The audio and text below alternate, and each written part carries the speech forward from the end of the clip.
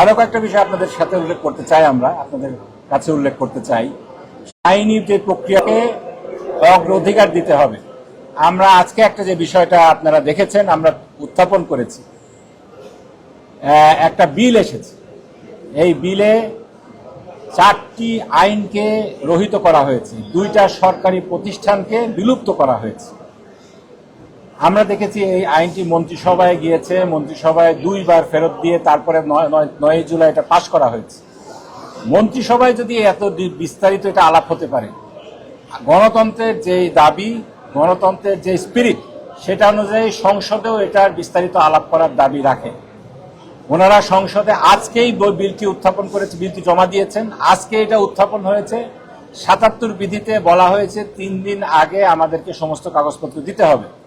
স্পিকারের সেক্ষেত্রে এখতিয়ার রয়েছে এই 3 দিনের বিষয়টিকে তিনি যদি প্রয়োজন মনে করেন তাহলে এটাকে তিনি খণ্ডন করতে পারেন, এটাকে বাদ দিতে পারেন। একদিনে দিনে দিনে বিলের কাগজপত্র দেওয়ার বিধান রয়েছে, কিন্তু এইটাকেই সরকার এবং সরকারি দল নিয়ম বানিয়ে ফেলছে। সকল বিলই দেখছি আমরা অত্যন্ত তাড়াহুড়া করে পাশ করা হচ্ছে।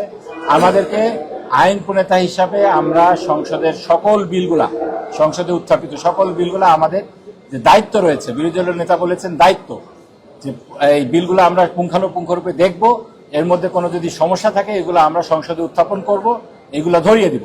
আমাদেরকে সেই সুযোগটা দেয়া হচ্ছে না। আমরা সেই কথাই তুলে ধরেছিলাম। আজকে বিলটা যে তড়িঘড়ি করে পাশ করা হলো, এটার ব্যাপারে আমরা বলেছি আমাদের দফাওয়ারি সংশোধন দেওয়ার অনেকগুলো সুযোগ ছিল। কার্যপরিণী বিধি 83 বিধিতে এই সুযোগ আমাদেরকে দেয়া হয়েছে, কিন্তু এক বৈঠকে সকল কিছু বাইপাস করে যখন পাশ করা হলো, আমরা সেই সুযোগ থেকে বঞ্চিত হয়েছি। আমরা মনে করি আইন প্রণেতা হিসাবে আমাদের অধিকার এখানে লঙ্ঘিত হয়েছে, আমাদের দায়িত্ব এখানে ঠিকমতো করে পালন করতে দেওয়া হয় নাই। আমাদের দাবি, যেটা সংসদের বিরোধী দলের নেতা বলেছেন, এটা যে সংসদকে কার্যকর রূপে আইন প্রণয়নের কাজে সম্পৃক্ত করতে হলে এই বিষয়গুলোকে সিরিয়াসলি দেখতে হবে এবং কার্যপরিণী বিধি মেনে সংসদ সদস্যদেরকে পর্যাপ্ত সুযোগ দিতে হবে। ডকুমেন্টগুলো আগে সাপ্লাই করতে হবে, যেই ডকুমেন্টগুলো সাপ্লাই করা দরকার সেই ডকুমেন্টগুলো সাপ্লাই করতে হবে। বিভিন্ন যে স্ট্যান্ডিং কমিটি আছে এইগুলো গঠন করে আইন প্রণয়নের কাজে এই স্ট্যান্ডিং কমিটিগুলোকেও কার্যকর করতে হবে। আমাদের যেটা দাবি, জুলাইয়ের সনদের বিষয়ে, গণভোটের রায়ের বিষয়ে যে নতুন সেশনটা আসবে আগামী 2 মাসের মধ্যে ডাকতে হবে।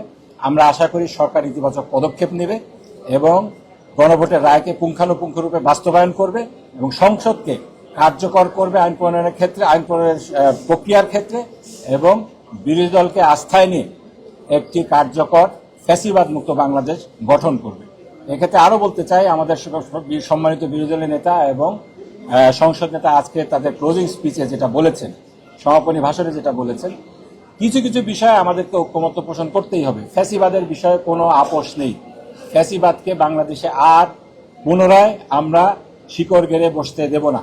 এজন্য জাতীয় ঐক্যমত্য প্রতিষ্ঠা করতে হবে আমাদের স্বার্থে, ভারতীয় আধিপত্যবাদ নির্মূলের স্বার্থে এবং ফ্যাসিবাদ নির্মূলের স্বার্থে আমাদেরকে জাতীয় ঐক্যমত্য প্রতিষ্ঠা করতে হবে, এবং এটার ভিত্তি হবে জুলাইয়ের সনদ এবং গণভোট।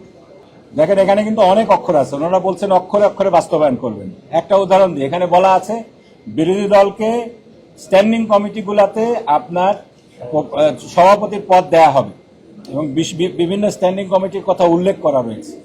আমরা দেখছি স্ট্যান্ডিং কমিটিগুলো গঠিত হচ্ছে, সেখানে এখানে কিন্তু বিএনপি নোট অফ ডিসেন্ট ছিল না। বিএনপিও এগ্রি করেছে, ওনাদের নির্বাচনী ইশতেহারেও রয়েছে যে বিরোধী দল থেকে প্রপোর্শন অনুযায়ী এবং কিছু কিছু স্ট্যান্ডিং কমিটির নাম বলা হয়েছে, এইগুলাতে সভাপতির পদ দেওয়া হবে। আমরা দেখছি এখন সেই সভাপতির পদ দিতে তারা অস্বীকার করছেন। তাহলে যে অক্ষরগুলা এই স্ট্যান্ডিং কমিটির সভাপতির ব্যাপারে বলা হয়েছে, এইগুলা কি জুলাই সনদের অংশ না, নাকি এগুলো অক্ষরে অক্ষরে বাস্তবায়নের মধ্যে পড়ে না? এটা আমাদের প্রশ্ন আছে। প্রধানমন্ত্রীকে ধন্যবাদ দিতে চাই, তিনি এটা আবারও বলেছেন জুলাই সনদ অক্ষরে অক্ষরে বাস্তবায়ন করা হবে। আমরা এর প্রতিফলন দেখতে চাই। স্ট্যান্ডিং কমিটি সহ অন্যান্য যে সমস্ত বিষয়ে ওনারা ওনাদের নির্বাচনী ইশতেহারে কমিটমেন্ট করেছেন, জুলাই সনদে ঐক্যমত্য পোষণ করেছেন, এইগুলা যেন অক্ষরে অক্ষরে বাস্তবায়ন করা হয়।